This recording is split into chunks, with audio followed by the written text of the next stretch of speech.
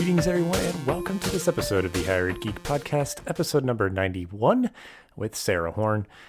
She is the CEO and co-founder of ReUp Education that helps support Stopout students to return to their studies. So I really appreciate their model and that they focus on coaching to kind of build long-term rapport and relationships with the students to help support them to be successful and return to their studies to achieve their academic goals. So it's a little bit of a longer episode, but I mean, I was just so kind of enamored with the discussion. It was just a really great philosophy and really great discussion about why it's so important, this work that Sarah and her team are doing with ReUp Education. So please go check them out. Support their efforts and kind of celebrate their successes. It really is just a great kind of rising tide for really just society at large. More people completing their degrees, getting good jobs, and kind of fulfilling their goals. So I'm so grateful that I got to have this conversation with Sarah. So after this brief message from our sponsor, this is episode number 91 with Sarah Horn. This episode is sponsored by Degree.me, a one-stop college research tool for students. If you work for a college or university, you'll want to learn all about their ability to connect you with the right students at a budget-friendly price. To find out more, please visit degree.me/HEG. But yeah, I mean, I'm really excited to talk with you just because I feel like just as I've kind of continued to immerse myself in the higher ed tech space, I've sort of stumbled across various organizations doing really cool work, and yours especially just with the work that you're doing with institutions, supporting Stopout students and getting them to kind of jump back into their studies and finish their degrees and everything. I'm just really excited to explore how you kind of came upon this work and the work that you're doing now and kind of getting into the nuances of all that. So really appreciate you giving some time for the podcast here. Yeah, absolutely. Thank you for having me and for the kind words about the work we're doing at ReUp. Yeah. So, we'll start at the beginning and as, I guess as detailed as you kind of care to get into it, but it's always cool just hearing from folks, if you want to just give a brief introduction of who you are in your professional journey and how you got to be where you are today. It's an interesting story. So really my professional background started being a life coach. Essentially when I graduated from college, I will not disclose exactly how many years ago that was. But it was actually a really demotivating experience for me. While I went to a competitive institution and had, just about as many privileges afforded to me in terms of having my college paid for. I was a varsity athlete. I got to study abroad. I had a very privileged, cliched experience. I was a psychology major, and I loved that. And I always have loved learning about psychology, even today. Mm-hmm. Though when you're a senior in college and you're about ready to head out into the real world, and that's the major you have, you sort of have two options, or I did at the time. One was continue going down the path of more psychology studies in the form of a master's or a PhD, which I was not interested in at the time, or you get a job in something that's pretty unrelated to what you just spent 4 years studying because you're otherwise not really qualified for much. And I, along with my friends, actually found that to be really tough, navigating the career landscape, knowing that, we're kind of getting out of college and it was going to be a different world. So I did what some do. I traveled. I worked and I traveled and tried to figure out what to make of my life. I stumbled across, in my travels, a university program that was being launched through the University of Sydney in Australia that was really grounded in positive psychology, and they were calling it coaching psychology, focused on helping people to set goals, use motivational tactics, and really look forward in improving their lives and making positive changes. And that was an aspect of a psychology that had always resonated with me more so than diagnosing people and finding faults. But as soon as I learned about it, I thought, wow, like this this would really help me now. And I think this would actually help a lot of college students. So, long story short, what I ended up doing is at the end of my travels, coming back stateside and enrolling in a life coach certification program over the course of about a year, and launched my own life coaching business to support college students in being better prepared on the other side of graduation. And I, of course, was at a naively young age to be calling myself a life coach. I had no business doing that, but my intentions were good, which was to help other college students. Of course, that's a terrible business model because college students can't really pay you enough to keep a roof over your head and food on the table. But I really could not get the couldn't get out of my head and my heart, frankly, that there was a need here to help students make the most out of their college experience. And so what I ended up doing was actually re-enrolling to further my studies through a master's and doctorate in sports psychology. So continuing to go down the path of motivational psychology. And I thought that that would help me to become more credible. And I think to some extent that's true. I chose a program that was out on the West Coast in the Bay Area. And on the same day that I started my graduate studies, I also started a job at Inside Track, which, of course, is still around amazingly. They're an awesome company and organization. I've learned so much there. That was really where the combination of life coaching, which I loved, and which they were applying to college students and universities, that's where I started to learn about trends in higher education, where I started to learn about how universities work behind the scenes. And it really opened my eyes to the challenges with completion rates across the country, which, I guess sort of embarrassing, but also really common. I didn't realize that even at that time, and this is like 16 years ago now, 50% of college students that started their degree programs didn't finish. I didn't realize that was the case because that just wasn't the case where I went to college. And so, that from that point forward, what I've really done throughout my career is try to marry this focus on what's the right way to help and support students and keep the learner sort of at the focus of this whole experience, because I think that's really the intention, but also improve student outcomes along the way so that we don't have more people in this country. And it's now, about 36 million Americans who have some college credit, but no degree. And most are saddled with some amount of debt. And I consider that to be sort of the worst case scenario. And I'll pause there, but that is sort of how my, I guess at the time it was 12 years of focus on student retention and persistence. That's where my interest started to evolve into, well, how do we get the students that have left to come back?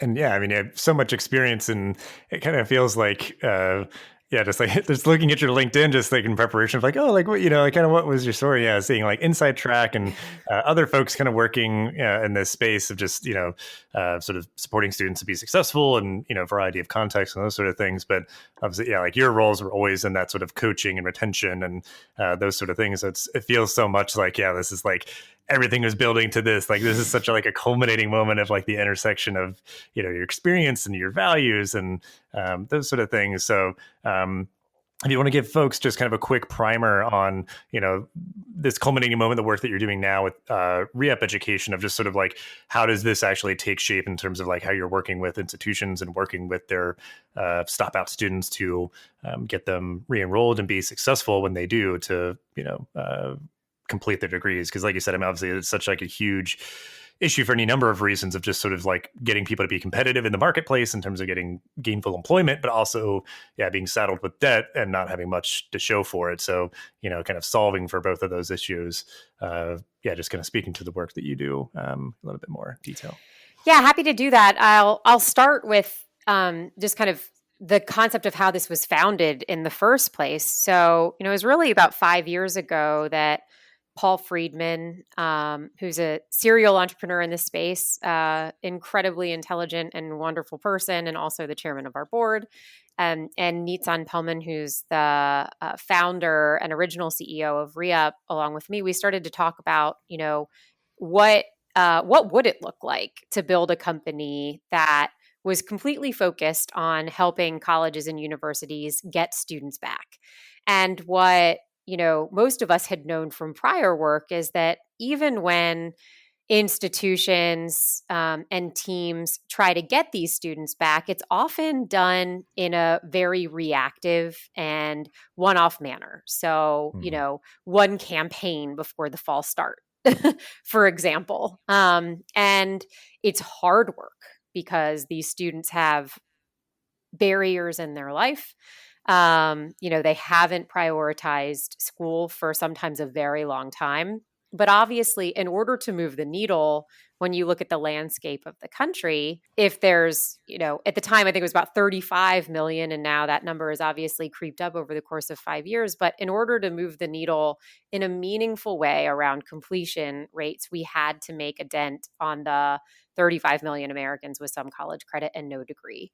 And so, the inspiration was really just seeing the data and kind of the obvious need, and then crafting a way to partner with colleges and universities at the time to provide a win-win model where we at ReUp could do the work to find and engage and re-enroll and retain these students, but do it in a way that would be cost effective for an institution. And so we've always been a revenue share based model, meaning our partners don't have to find money in their budgets to bring us on and start this work. And so that, really, we have stayed true to our original mission for the last almost 4 years of being operational.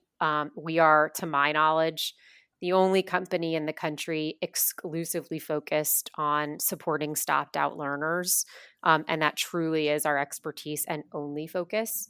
And our model for how we partner with universities and colleges has not fundamentally evolved, although recently we have expanded our model to be able to support stopped-out learners in 2 additional ways.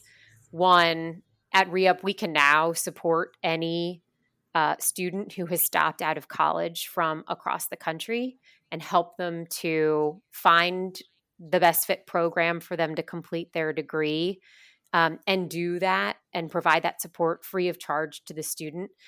And those stopped-out learners do not have to be associated with any of our partner institutions to take advantage of that service and benefit. And then in addition, what we've learned over the last 3.5 years is that while for most stopped-out students, it makes the most sense for them to return to the institution that they originally left, for about 20 to 25% of stopped-out learners, it doesn't make sense to go back to where they left. There's a lot of reasons for that. They could have moved. They might have a different programmatic interest. They might have different career goals. They might need a modality that their home institution doesn't offer. And so up until about 6 months ago, we didn't have a great solution when we heard those stories and when we got that information. Now we do. And when we hear that students actually would be best served by searching for a better fit and ultimately transferring, we can help those students to find the better fit within our network of university partners. And so those 2 evolutions are still very much in alignment with helping stopped-out learners and ultimately improving the completion crisis in this country. But we've certainly listened to what students across the country need and done our best to adapt to those needs. That's amazing. Yeah. I mean, just like you said, it's a natural extension. Like you're not trying to, change things up too much, because I know that's kind of an adage that I've heard a lot, is like, talking with people who are still, kind of working through kind of building their business, or who are still kind of in the thick of it, of like the early stages of just like the value of focus. It's always tempting to sort of like, be like, well, we could do all of these things. And it's like, well, yeah, maybe, sure, but there's definitely a lot of value in the focus there. And I think, again, like it's still focus, but just kind of opening things up a little bit, which is great that, a student could like opt in to do it themselves, or, that you're sort of having this kind of strategic level kind of partnership with an institution that's just like, we need to, work towards like a better, solution to stopped out students. Cause like, like you said, like kind of it being like a one-to-one thing initially, but yeah, kind of opening that up for the student to get whatever sort of program or institution might be the best fit for them is also like a really, really good thing. And I guess to clarify too, like they could, if they had like maybe started a program on ground and then you're kind of connecting with them, the modality could also be maybe shifted either way. Is that accurate? Yeah. We see students who want to go back both online and on ground, and there's a healthy mix of options that our partners offer up, and students have different wants and needs. So certainly the majority of our students have gone back and taken courses online. And certainly now, in the midst of a global Right. pandemic, that's the majority of what is happening.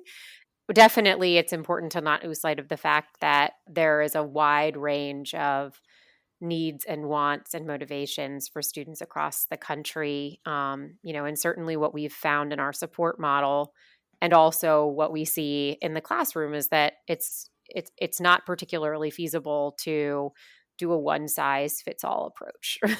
And that goes for, what people choose to do in terms of their modality experience, their course choice, and of course, how we support students along the way as well. Well, and on that point too, in terms of how you support students, like I know you're using like a team of success coaches and being, really,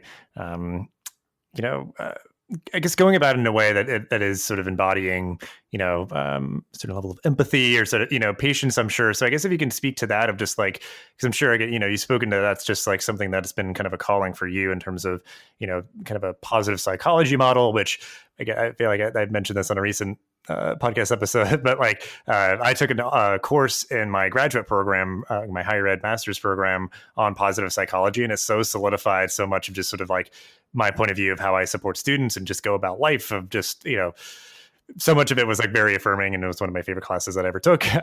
But, just speaking to that, I guess, of like, when you're working with the student, when your success coaches are working with the students, like the sort of approach and just sort of, I imagine maybe you are kind of playing that long game a little bit, like really trying to build the relationship and find good solutions and those sort of things. So I guess if you can speak to that and really kind of what's, sort of enjoyable for you in terms of being able to work with students in that way.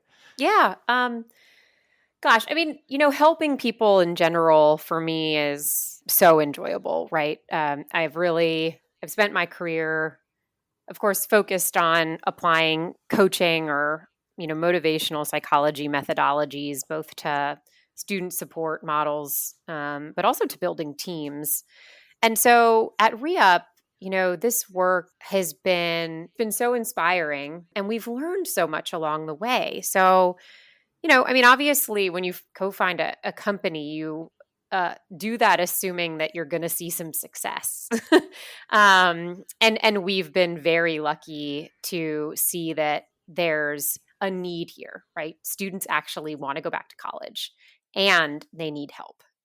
There's two major things that we've learned about what Stopout learners need in terms of motivations and even pace and cadence of support, that I think none of us really anticipated out of the gate, but have since been solidified. So one of those things is that most of the students that we engage with, and by most I mean 80 to 90%, still want to earn their degree. Mm-hmm. And it doesn't matter how long they've been out of college.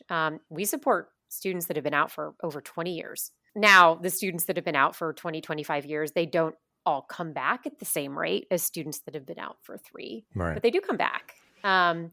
And most of them, whether you've been out for 1 year or 25 years, they're coming back for really intrinsic reasons, not extrinsic reasons, which shirks conventional, a lot of what we hear, I think, in the space about why would students go to college in the first place, let alone return. And often the narrative is, well, it's financial, right? You want to make more money. You want to ultimately show ROI on the value of the degree. And while that's certainly true, and everyone wants that, when you really hear the stories of folks across the country and really listen to the why behind, they would completely rearrange their life and their finances to go back to college and make that huge commitment again.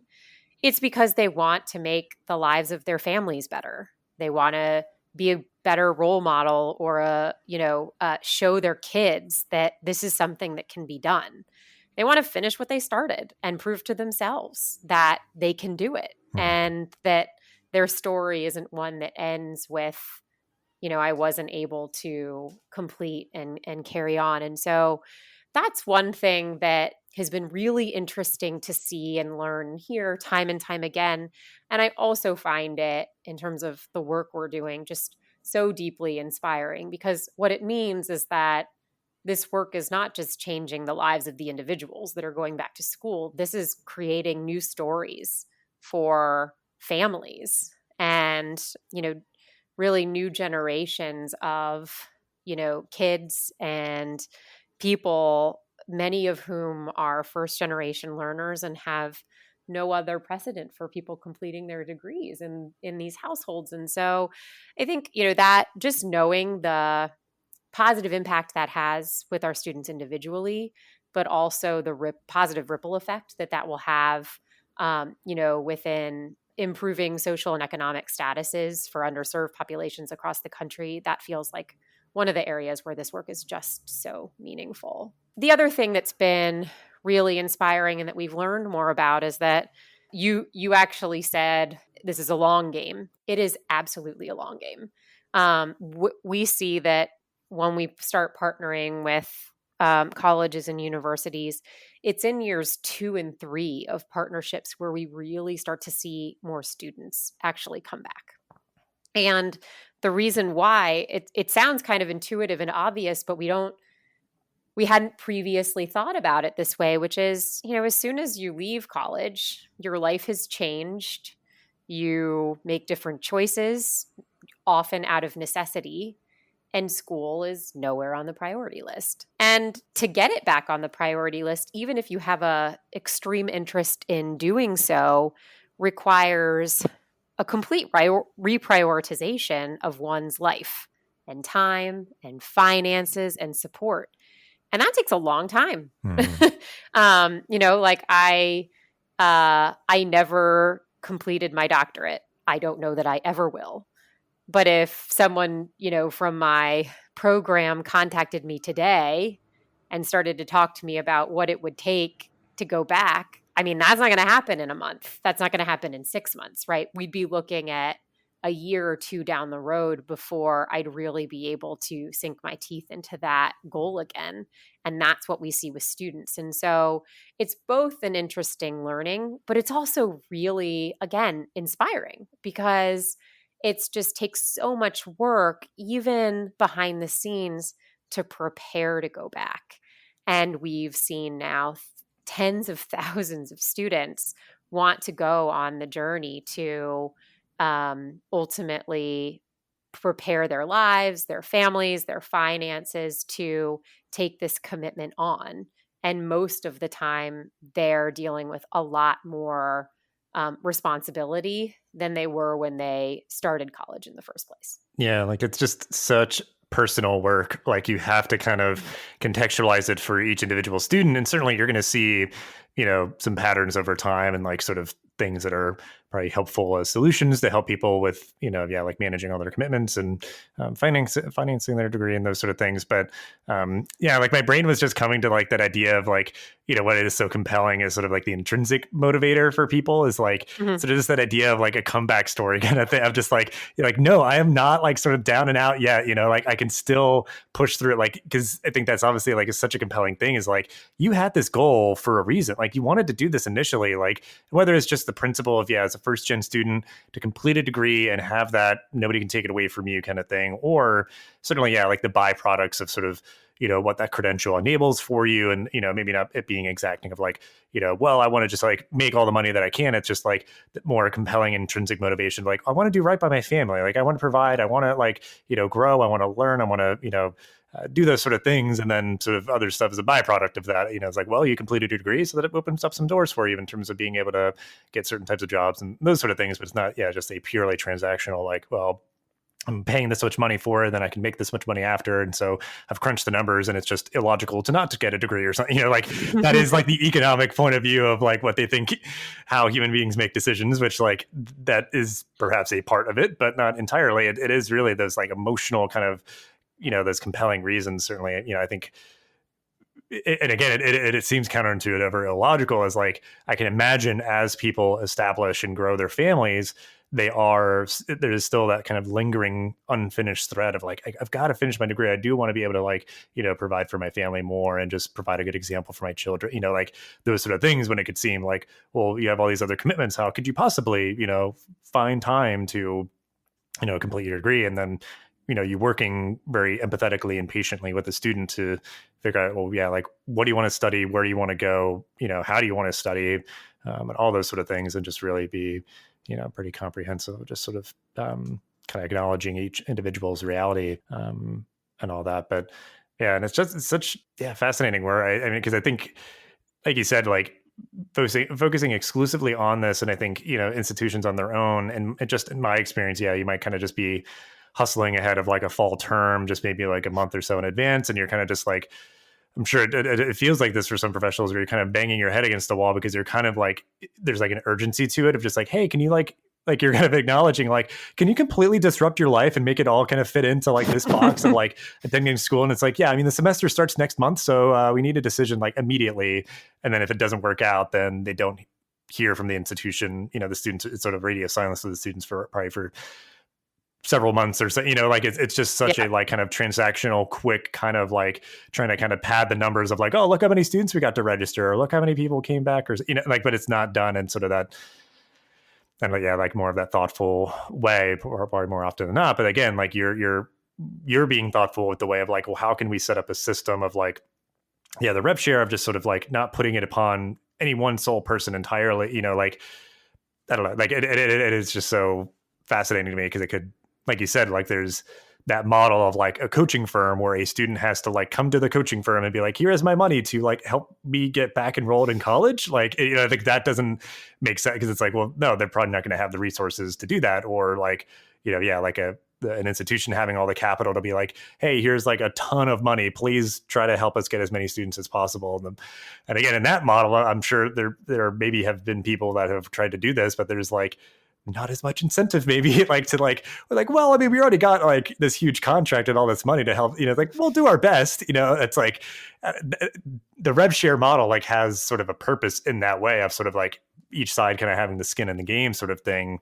So it's cool that has been, something that has worked out kind of for both sides. Like it's been positive, for you and the institution and for the student, like it's, kind of win-win-win.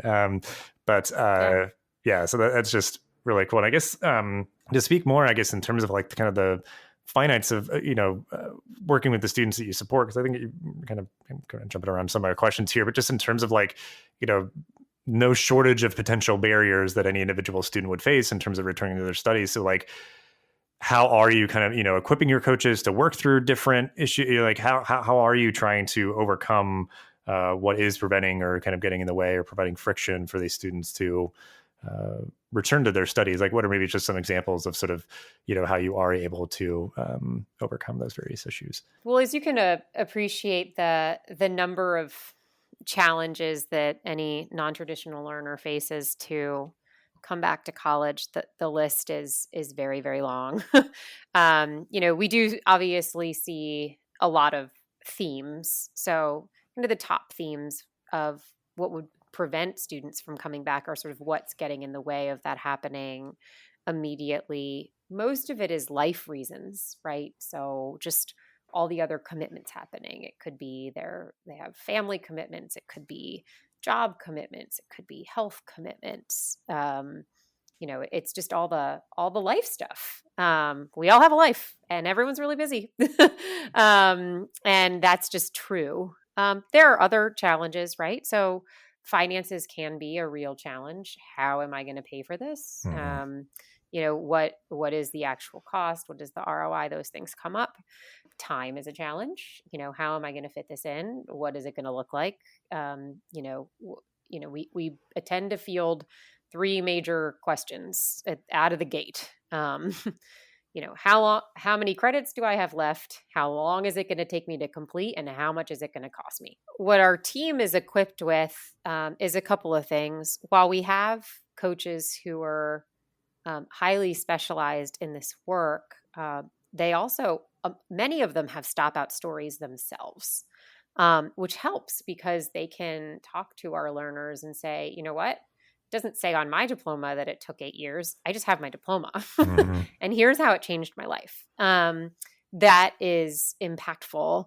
But the coaches, we support their work with a lot of data-driven and predictive technology to better understand, and sort of predict what students might be needing and how we can best support them from a resource perspective. So we're constantly evaluating and tracking what students say, what that might say about their needs and their motivations, and that helps inform coaches and their work with students around what resources to provide, what to say, and ultimately when and how to reach out. So, some examples of things that we've, seen and heard over the years. I'm recalling a story with a single father in Michigan who he got on a phone with the coach and, ultimately he had wanted to be I'm going to say corrections officer. So maybe that's not, exactly the exact right title that he was going for, right? But he had aspired to essentially work within the criminal justice system.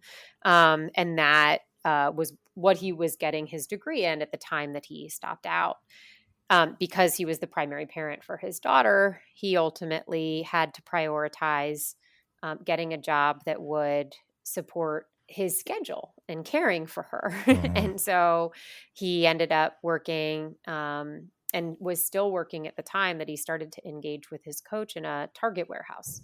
And the reason why that was good is he was making a decent wage for him and his daughter, but he could work nights. So, while he would have a little bit of support from family throughout the days, he was mostly, not missing out on time with her. And that became most important. But what came out through, multiple conversations and emails and texts, is that he did have this dream of wanting to ultimately go back and get his degree and get a different job. But he knew that he would need even more support from his family in order to do so. And largely that was tied to his daughter, because he would need help in terms of childcare. And so what's interesting about this one is that, and this is, again, it's not a unique story, is that this was a gentleman who's very close with his family. They were already helping him with childcare reasons, but what he had never shared with them is that he wanted to go back to school. And he had only shared that with his coach and had a lot of fear around disclosing that. And it was tied to, I think, just the unlocking of how much would change, how much he would need to rely on other people. And he'd, established a lot of pride in being able to be, sort of a self-serving, independent single parent. And That I don't know that kind of gets into everything that we do as coaches. Obviously his relationship with his coach evolved to further explore a number of different things, right? Logistically, how could he make it work if he chose to go back to school, but also how to even have those initial conversations with his support system that he knew he would have to lean on in order to make it work. And so the work that we do with students is highly personalized in that way, as we learn more about not just the challenges they face, but also what their motivations are and what the support structure looks like. This story that I just told is, it's just one example in a line of hundreds, if not thousands, of individuals across the country who are making really trade-offs every day, right? About what's the right thing to do and how's the right way to approach it. And it's not dissimilar from what most people are doing every day. It's just so happens that the issue at hand is, how and when and do I complete my degree? I think that's such a great example. Because the idea of being like a really good coach of like building a rapport, helping someone to open up and like, asking good questions and those sort of things, like recognizing that sort of like mental barrier, which like, you unlock that. And that's, I think, like a big win in terms of helping someone achieve this goal that they have for themselves. And then, certainly doesn't solve all the other stuff too, because I think, it's like, you're probably hardly ever going to have somebody like, I have a massive fortune, I have all the time in the world, but like, there's just this one thing that's preventing, it's like, it allows them to sort of be like, okay, yeah, it actually is like, because like I could imagine someone being like, well, that's kind of selfish, isn't it? Like me going back to school and finishing my degree and that sort of thing. And it's like kind of helping to coach someone out of this, it's kind of, it's like negative self-talk or, like these sort of things that we all kind of do, but like it building itself up into this sort of brick wall and they're sort of, stuck behind it and then just breaking through and being like, okay, well now I can start to think about and talk about, like how am I financing it? Like, let's, build kind of like an action plan, the schedule of how you're going to, be successful. Cause, that can even be it where it's like, some of these other issues aren't as maybe as major, but, you're kind of floundering or you sort of failed or something because you weren't managing your time well. Like you didn't have a lot of demands, but you sort of were, not optimizing your schedule to be as successful. So it's like, okay, well, let's, focus on that. And then, certainly acknowledge and talk through all the other details as well. But I don't know. Yeah. Such a great example. And I think something else in terms of, a lot of what we've talked about too. So this will be kind of a different kind of spin on one of the questions here is sort of like other positive impacts. I think you've spoken a lot to that in terms of students. But what I'm curious about is like, have you seen any sort of like positive sort of changes in the systems with the institutions since they're like welcoming back all these students and maybe having to kind of recognize some gaps in their sort of like support structures and everything? So anything there that I guess maybe you've examined, because that's I think just generally institutions are having to kind of augment their sort of digital presence, enable, their ability to, have students get the support they need on demand and, on mobile apps and whatever, so I don't know if that's sort of led to any sort of positive change on the institution side with the work that you've been doing. Yeah, absolutely. I love that question. Because, obviously the core focus of our work is to impact students and improve outcomes there. But we work with truly amazing partners. We have 42 schools we're partnered with across the country today. And they are all, deeply invested in learning more about how to better serve stopped-out learners and how to evolve to, better, serve these students. And so, God, we have so many examples of how institutions have looked at the data we've shared with them. They've listened to observations and recommendations that we've made, and then made significant changes, I think significant changes for the better. Now, most of those changes end up being pretty tactical in nature so far. So one example is, one of our founding partners, this happens a lot. We get kind of a flow chart of how the re-enrollment process works. And then we start really working with students and with our partners and see like, oh, okay, actually it doesn't work this way at all.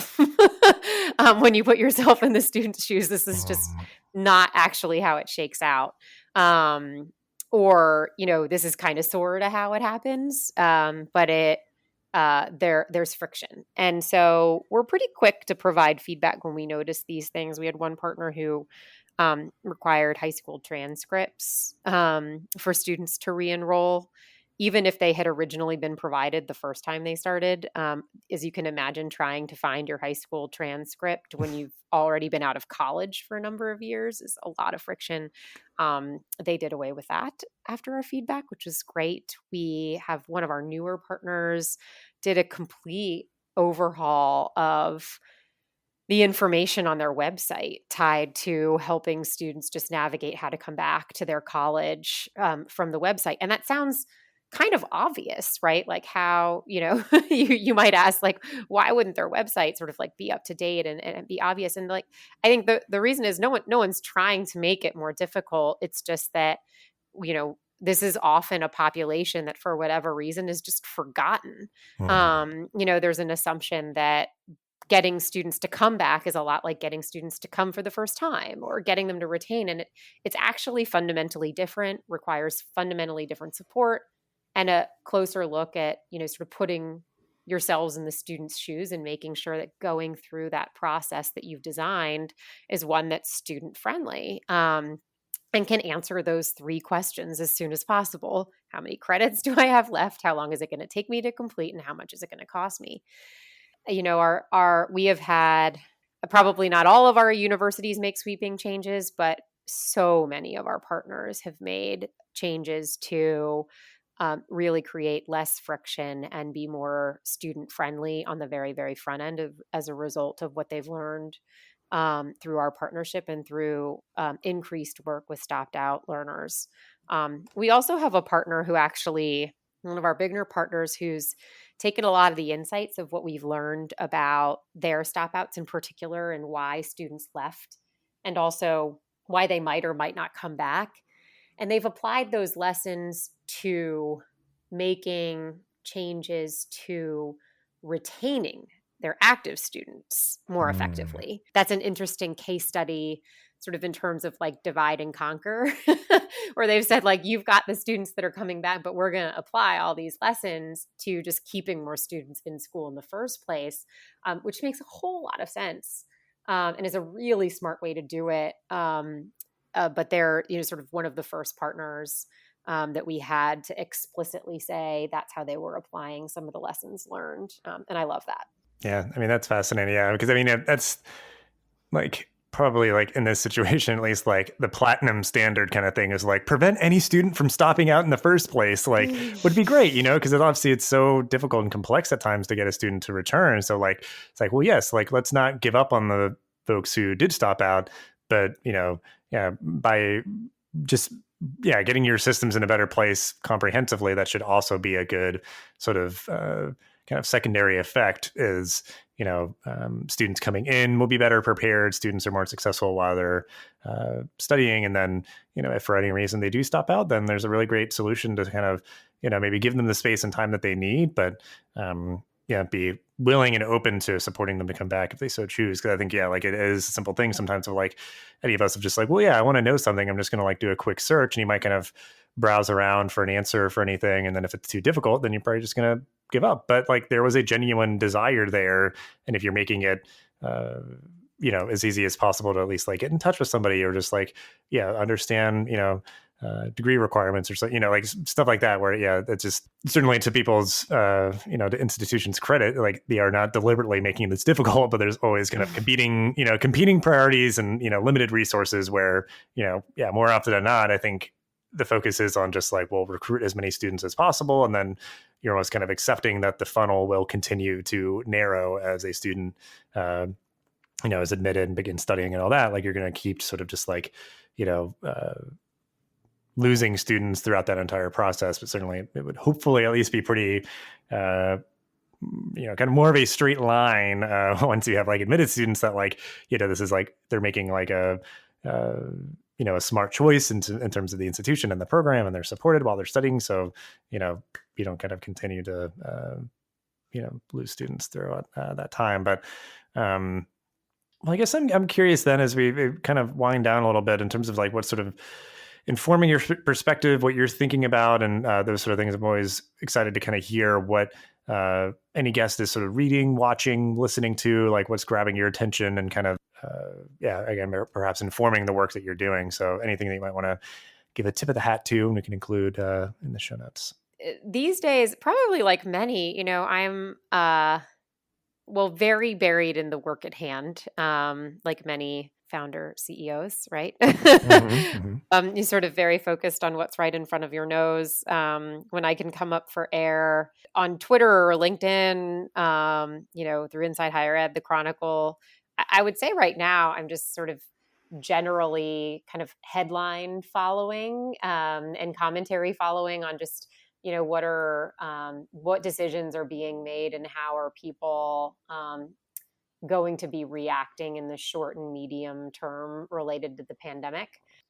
That's not some sort of like existential, sort of theoretical reading that I'm doing to apply to this work, but it's what's happening right here and now is just so relevant to our work in that, obviously we're seeing a convergence of a couple of things. So, if there's 36 million Americans with some college credit and no degree and over 20 million Americans who are now out of work, I don't know the exact overlap between that 36 and that 20, but it's significant.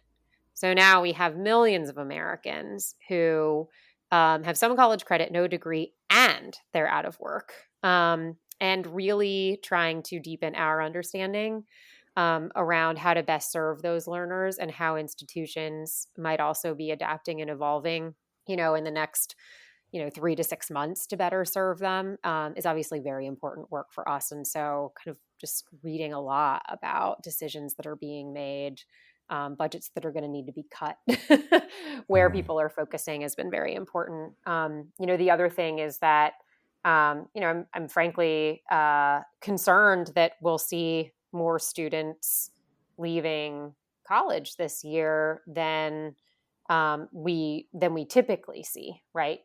So there's the risk of actually having more stopouts in 2020, sort of a disproportionate amount.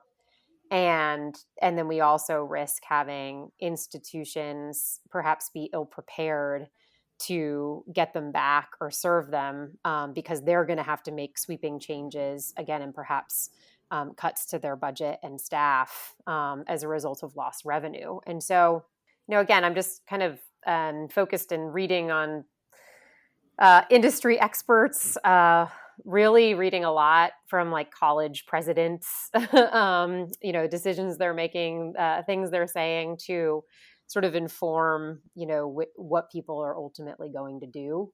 And how they're really thinking about the biggest problems they need to solve.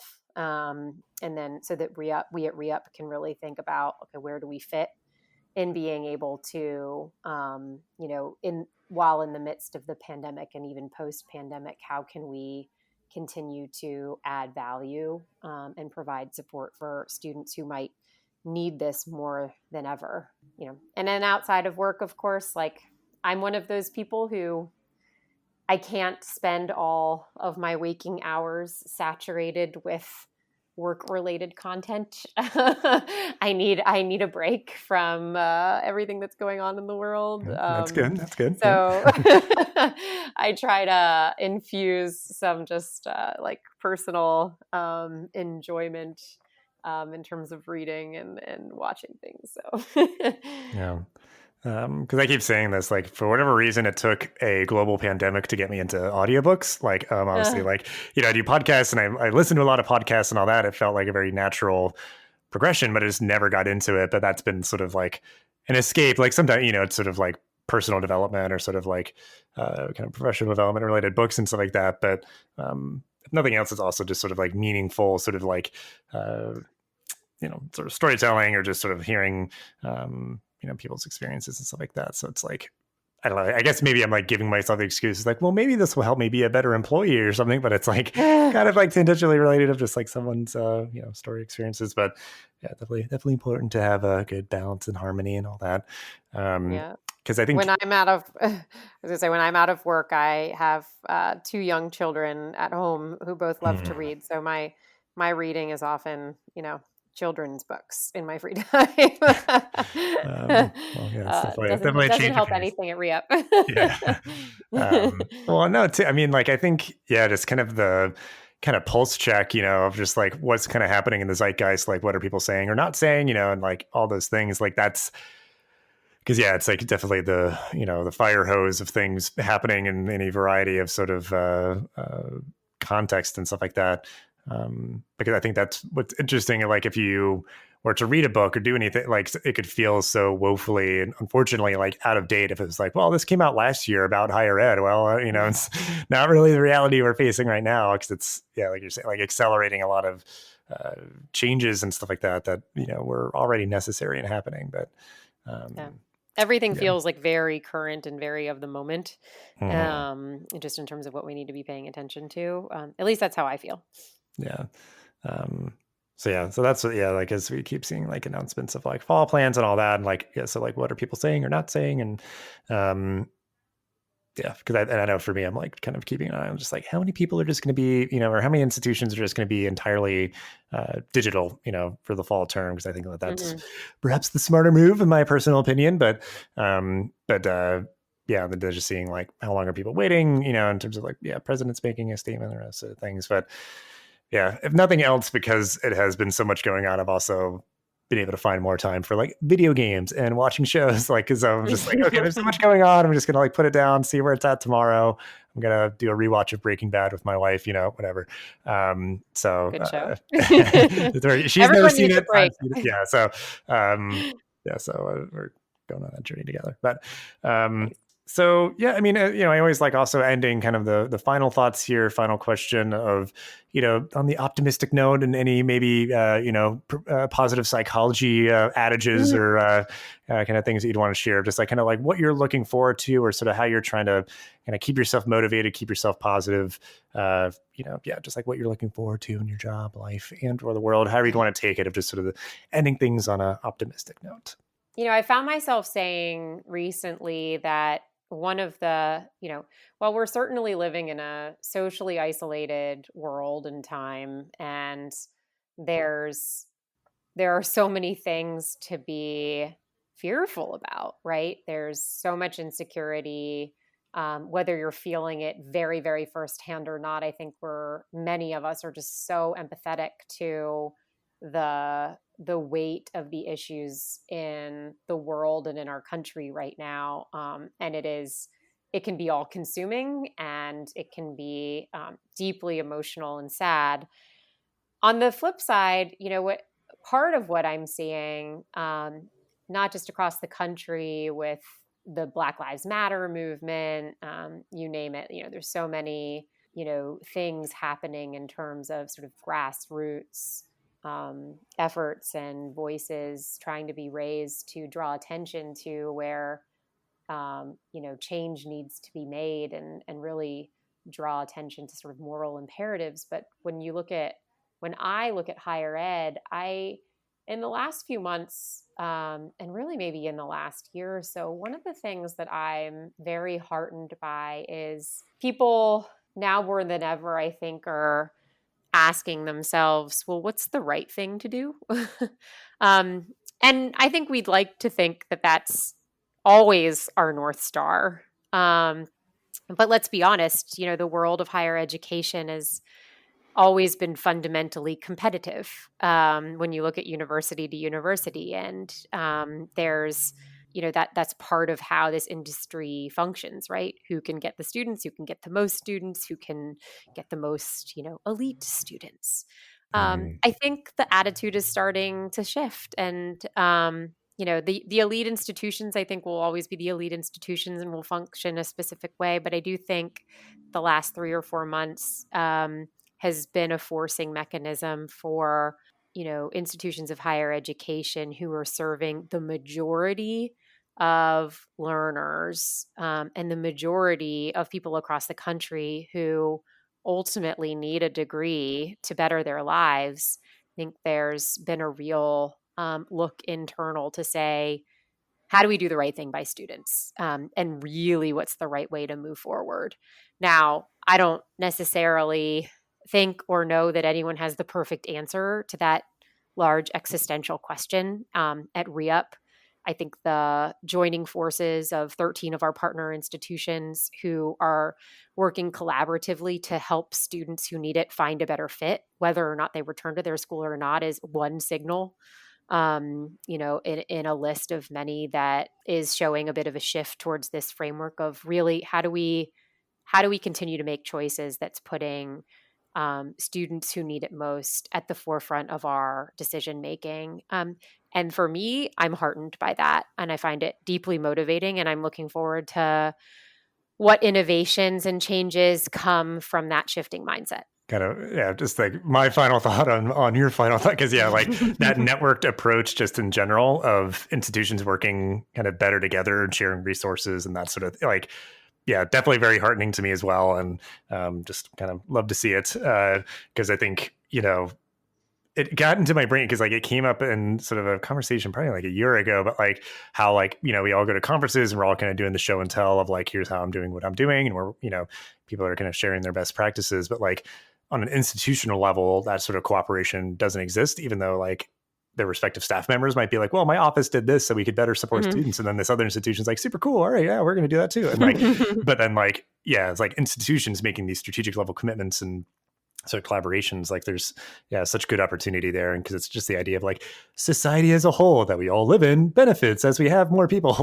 completing degrees and contributing to society, because there's definitely certain times where there's just there's a bunch of job openings and sort of these technical role, working in the technology sector or whatever. There's sometimes we're we don't have enough qualified people. We would happily hire them and gainfully, compensate them and those sort of things. We just don't have the people. And sort of, I don't know. It's just there's an opportunity, and I think a great way to get there in terms of supporting students to achieve their goals and all those sort of things as institutions working together. So we will leave it at that. I appreciate you bringing that up and sharing all that you did and just talking through your journey and the great work that ReUp is doing. And we'll have ways to connect with you and ReUp in the show notes. But just thank you so much for the time. Great. Thanks for having me, Dustin. I appreciate being able to spend some time together this morning. Thanks for listening to this episode of the podcast. Make sure to rate, review, and subscribe so you never miss an episode. Thanks again for listening, and we'll see you in the next episode of the Higher Ed Geek podcast.